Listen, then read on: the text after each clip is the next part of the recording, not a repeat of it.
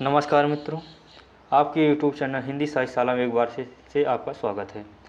आज हम UGC net के सिलेबस में शामिल आत्मकथा यानी इकाई 10 की तुलसीराम की रचना मुर्दहिया को पढ़ेंगे। तो आइए शुरू करते हैं। तुलसीराम की रचना मुर्दहिया। यह इकाई 10 के में आत्मकथा के रूप में शामिल है। मुर्दहिया। डॉक्टर तुलसीराम। तुलसीराम का जन्म 1 जुलाई 1949 को आजमगढ़ में हुआ था। दलित समुदाय में पैदा होने के चलते इनका बचपन कथित मान्यता और बंधनों से जूझने के साथ साथ सामाजिक एवं आर्थिक कठिनता को भी झेले।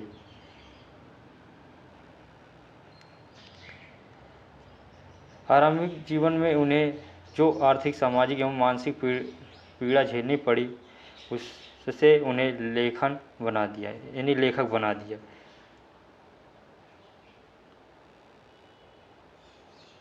उत्तर प्रदेश के दलित जीवन स्थितियों तथा 60 से 70 के दशक में क्षेत्र में राम आंदोलन की सारगर्भी का जीवंत दस्तावेज प्रस्तुत किया है।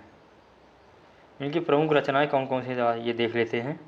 इनकी प्रमुख रचनाएं हैं अंगोला का मुक्ति संघर्ष, CIA, राजनीतिक ईरान, पारसी to Iran, the history of communistic movement of in Iran, ideology in Soviet संघ ईरान रिलेशनशिप, और सातवीं इनकी अंतिम रचना थी जो मुर्दहिया थी। मुर्दहिया आत्मकथा 2012 में प्रकाशित हुई थी। यह एक आत्मकथा थी। इसे दलित आत्मकथा भी कह सकते हैं।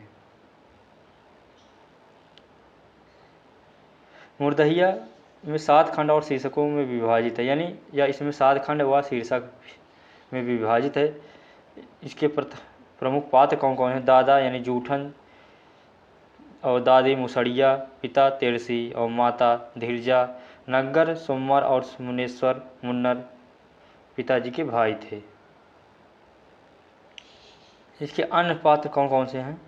बाबा हरिहर दास, जग्गू पांडे, राम सूरत लाल, अमिका पांडे और वंशी पांडे, हरि सिंह, बलराम सिंह, निरंजन पांडे, परशुराम सिंह, विसर्जन पांडे, शंकर सिंह, यमुना पांडे, रामजीत मुन्नर, मुन्नीलाल, मूर्ति सिंह, चंद्रजीत यादव और सूरजन राम, सोफी नट, ललती, पौहरी बाबा, बंकिया डोम, मुसाफिर लाल, राम खिलावन मामा और सुभागिया यदुनाथ। राम खिलावन इनके मामा जी थे। जालंधर विश्राम, तापसी राम और सुग्रीव सिंह, जोकू संतिया, मिसिर बाबा और बाबू राम ये प्रमुख अन्य पात्र थे।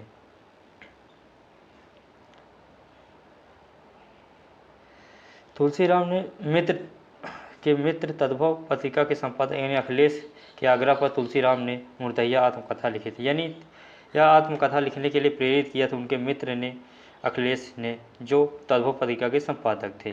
आत्मकथा 7 उप शीर्षक में विभाजित है। प्रथम शीर्षक में भूतैया पारिवारिक पृष्ठभूमि है। प्रथम शीर्षक में क्या है। भूतैया पारिवारिक पृष्ठभूमि है। अपने परिवार के बारे में लिखते हैं कि हमारा परिवार संयुक्त रूप से बृहद होने के साथ साथ वास्तव में एक अजायब घर ही था, जिसमें भूत प्रेत, देवी देवता, संपन्नता विपन्नता, शकुन अपशकुन, मान अपमान, न्याय अन्याय, सत्व असत्व, ईर्ष्या द्वेष, सुख दुख आदि सब कुछ था, किंतु शिक्षा कभी नहीं थी। यानी इनका परिवार इतना बड़ा था, सब कुछ था, शकुन अपशकुन, मान अपमान, न्याय अन्याय, सत्य असत्य, द्वेष, ईर्ष्या, दुख सुख सब था, पर कोई शिक्षित नहीं था। दूसरा शीर्षक है मुर्दहिया तथा स्कूली जीवन। मतलब दूसरे शीर्षक में तुलसीराम के स्कूली जीवन की आत्मकथा उन्होंने लिखी है। स्कूल हम कैसे जाते थे, किस तरह नाले में पानी, बारिश में पानी में भीग कर कैसे हम स्कूल को जाते थे, इस दूसरे शीर्षक में उन्होंने लिखा है। तीसरे शीर्षक में अकाल और अंधविश्वास, यानी तीसरे शीर्षक में उन्होंने लिखा कि अकाल के समय अंधविश्वास, लोग कैसे अंधविश्वास के रूप में रहते थे। और चतुर्थ शीर्षक में मुर्दहिया के गिद्ध तथा लोक जीवन। पांचवें शीर्षक भूतैया नागिन है। और पंचम शीर्षक में चले बुध की राह है और सप्तम शीर्षक में आजमगढ़ के काका फाका काशी है। ते रहा मुर्दैया के सातों शीर्षक के मुख्य कथन क्या क्या है, आइए देखते हैं। शिव नारायण पंडित की सबसे बड़ी विशेषता यह थी कि इसमें संस्थापक शिव नारायण स्वयं उत्तर प्रदेश के बलिया जिले के एक क्षत्रिय थे, किंतु उनके अनुयायी सिर्फ दलित जाति के लोग बने। शिवनारायण पंथी बन जाने पर गुरुमुखी कहा जाता था। तो उस समय एक शिवनारायण पंथी चल रहा था जिसमें लेखक के चाचा भी उसमें जुड़े थे, और जो शिवनारायण पंथी पर बन जाता था उसे गुरुमुखी कहा जाता था। हमारे गांव की जियो पार्टी यानी भू राजनीति में दलितों के लिए मुर्दहिया एक समरस केंद्र जैसा था। जीवन से लेकर मरण तक सारी गतिविधियां मुर्दहिया समेट लेती थी, और मुर्दहिया सहित मायने में हमारे दलित बस्ती की ही जिंदगी थी। यानी मुर्दहिया जो जिसका गांव यानी उस रास्ते का नाम था, वहाँ पर दलित बस्ती थी, वहीं से तुलसीराम भी थे। उस बस्ती की सबकी ज़िंदगी ही मुर्दहिया थी। बचपन में दुख होने पर मतलब होता था कि आँखों में आंसू आ जाना। ऐसे अवसर पर मेरी दादी आँख धोने लेने को कहती थी। मतलब जब बचपन में आंसू आए तो उनकी दादी जो थी वो कहती थी आँख धो लो। किंतु आज का अनुभव बताता है कि चंद पानी के छींटे से दुख की परेशानी नहीं मिट पाती। यानी आज की दुख ऐसा है कि आप लोग अगर सोचो कि एक थोड़े से पानी में छींटे मुँह को धुल ले तो परेशानी ख़त्म हो गई, तो ये ख़त्म नहीं होती। यह तुलसीराम जी कहते हैं, जब मुझे मालूम हुआ कि दुनिया में दुख है, दुख कारण है और उसका निवारण भी, तो ऐसा लगा कि इस साथी को ढूंढने से पहले तथागत गौतम बुद्ध कभी न कभी मेरे मुर्दहिया की ओर अवश्य गुजरे होंगे। यानी इन्हें मालूम हुआ यानी कि दुख ही दुख का कारण है और दुख ही इसका निवारण ही है। तो इन्होंने सोचा कि यह गौतम बुद्ध कभी न कभी मेरे मुर्दहिया की ओर से अवश्य गुजरे होंगे।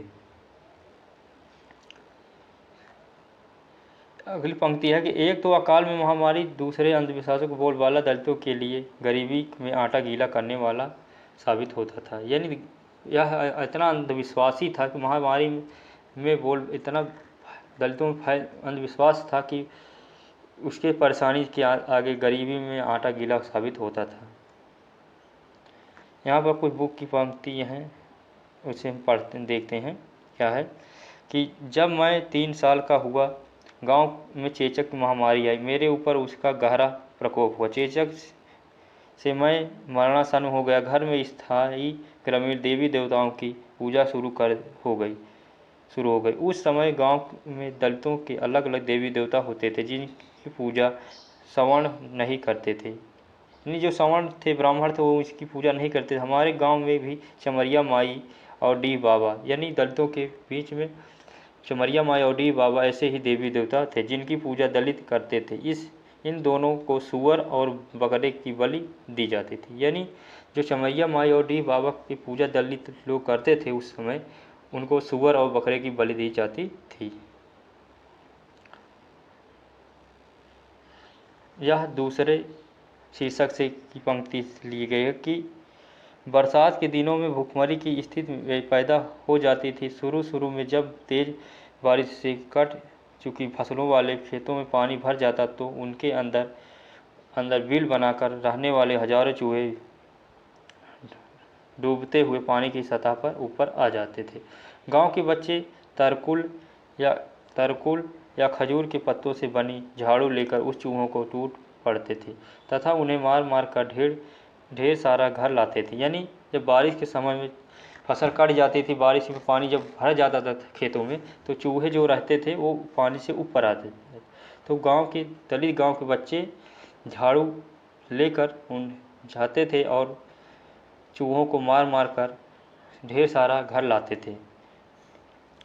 अन्य बच्चों के साथ टीन की बाल्टी तथा झाड़ू लेकर जाता और झाड़ू से चूहों को मारकर बाल्टी भर जाने पर उन्हें घर लाता। यानी तुलसीराम भी यही करते थे बचपन में कि बच्चों के साथ टीन की बाल्टी लेकर झाड़ू लेकर जाते और झाड़ू से चूहों को मार मार कर बाल्टी भर के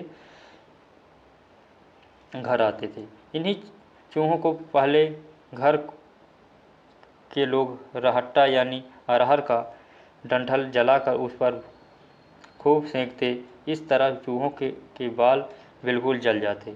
इसके बाद उन्हें साफ करके बोटी बोटी काट दिया जाता था, फिर मसाला डालकर उनका मांस पकाकर खाया जाता था। इस तरह मैदानी चूहों का मांस बहुत स्वादिष्ट होता था।